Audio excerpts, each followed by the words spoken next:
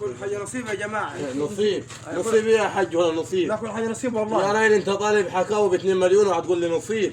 يا راجل لا لا ولا الا عليا، ده انا هنجيب لي كيس الام ب 5 جنيه هنتسبح وهنغسل هدومي وهنروق على حالي يا عمي طالب لي بحكاوي ب 2 مليون. يا عم ازاي بنت خالتها؟ خليها جنبك. مش زي بنت خالتها. خليها جنبك. بنت خالتها واخد بالك جابوا لهم خالتها مين ابوها مين؟ يا عمي بنت خالتها دقيقه يا عمي. مش العدد الصب. اي جابوا ربع كيلو ذهب وجابوا لها غسالتين. يا ابوي الملك وكل دهات وهتقول لي مشتري راجل؟ اما لو مشتريش راجل بالذمه بس في علبه الجاتوه اللي جبت. ها؟ علبه الجاتوه اللي جبت والله عيبتي جت اتاكلت.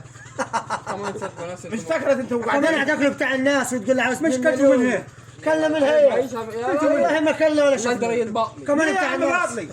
يا عم روح معيش والله بالك زي الجواز بعضه هذه. زي بعضه. قاعدها جنبك. دع يبيعها بيع. نجوزها دع يبيعها يا ابو بيع. عاد كم دقيقه يا بهاء يجيبوا ولا من ثاني.